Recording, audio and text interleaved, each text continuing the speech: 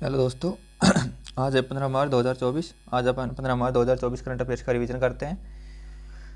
इसमें current affairs का content अपन यहाँ से प्राप्त कर सकते हैं 82 39 0 57 451 नंबर पर व्हाट्सएप मैसेज कर।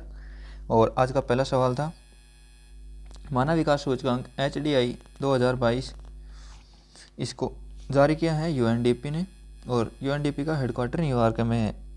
मानव विकास सूचकांक यानी कि HDI में भारत की रैंक इस बार 134 रही और 193 देशों में से 134 रैंक रही भारत की। 2021 में भारत की रैंक 135 थी, एक रैंक का सुधार हुआ है इस बार। मानव विकास सूचकांक में शीर्ष रैंक स्विट्जरलैंड की थी, नॉर्वे की थी, आइसलैंड और हांगकांग थी। नीचे से पहले नंबर यानी 193वीं रैंक सोमालिया की और 192वीं रैंक सूडान की थी।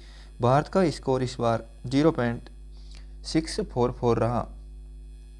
मानव विकास सूचकांक का आधार जीवन प्रत्याशा, जो कि भारत का 67.7 वर्ष है। प्रति व्यक्ति आय, जो कि $6,951 है, और साक्षरता दर इसके 3 आधार हैं। प्रेस फ्रीडम इंडेक्स में भारत की रैंक 161 है। भ्रष्टाचार धारणा सूचकांक में भारत की रैंक 93 है, और भुखमरी सूचकांक में भारत की रैंक 111 है।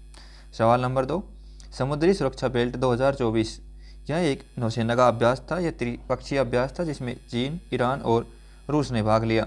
इसका आयोजन ओमान की खाड़ी में हुआ और इसकी थीम थी शांति सुरक्षा अभ्यास।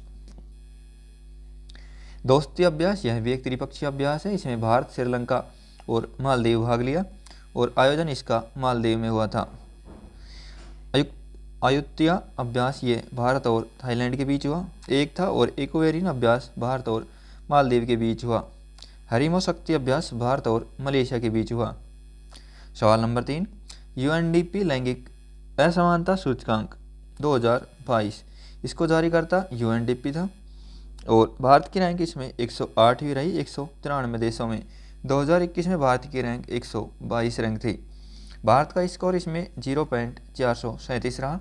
HDI सूचकांक में भारत का स्कोर 0.637 रहा था। शीर्ष रैंक इसमें डेनमार्क की थी और स्वीडन की थी। बॉटम पर यमन और सोमालिया रहे। सवाल नंबर 4, एक राष्ट्र एक चुनाव पर उच्च स्तरीय समिति की अध्यक्षता रामनाथ कोविंद ने की थी, जो कि पूर्व राष्ट्रपति रहे हैं। यह एक 8 सदस्यीय समिति थी। इसमें अधीर रंजन चौधरी, अमित शाह, गुलाम नबी आज़ाद, NK सिंह, सुभाष कश्यप और हरीश साल्वे शामिल थे। इसी की रिपोर्ट द्रौपदी मुर्मू को सौंपी है, और इसमें 47 राजनीतिक दल में से 32 पार्टी सपोर्ट में थी।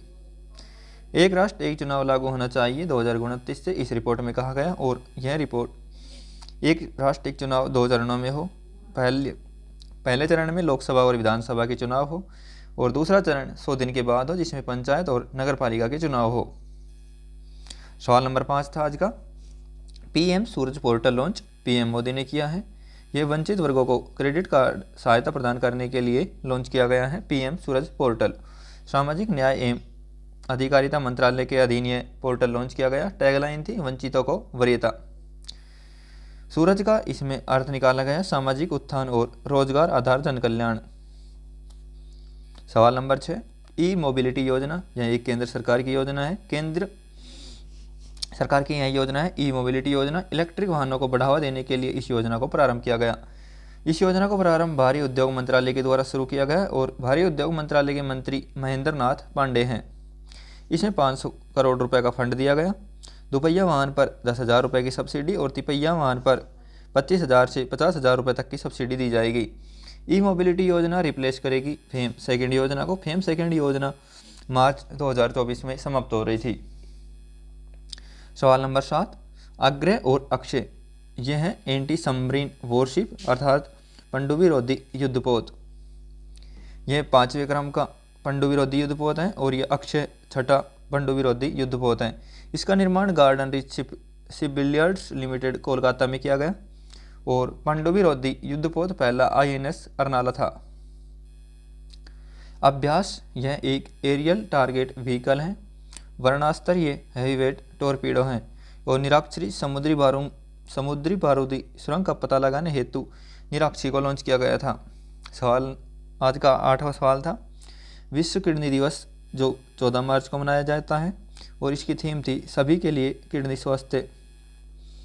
किडनी स्टोन, इसको कैल्शियम ऑक्जेलेट कहा जाता है। सवाल number 9, Israel war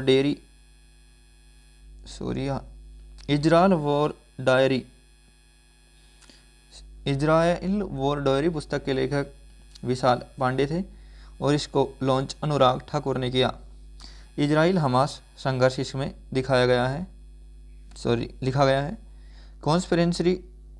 conspiracy book ये गोटाबाया राजपक्षे की है, जो कि श्रीलंका के पूर्व राष्ट्रपति रहे हैं गोटाबाया राजपक्षे। आज का 10वां सवाल था, देश की पहली ऑटो इनप्लांट रेलवे साइडिंग का शुभारंभ पीएम मोदी ने किया गुजरात में। मारुति सुजुकी हसलपुर प्लांट से इसका शुभारंभ किया गया। कंपनी में जो नई गाड़ियां बनती हैं उसको रेलवे के द्वारा पूरे देश में भेजा जाएगा, इसके द्वारा in plant railway siding. Petronet LNG complex ये दहेज गुजरात में। और सवाल नंबर 11 था आज का, तेलंगाना का पहला राष्ट्रीय इलेक्ट्रॉनिक्स और सूचना प्रौद्योगिकी संस्थान। तेलंगाना का पहला राष्ट्रीय इलेक्ट्रॉनिक्स और सूचना प्रौद्योगिकी संस्थान।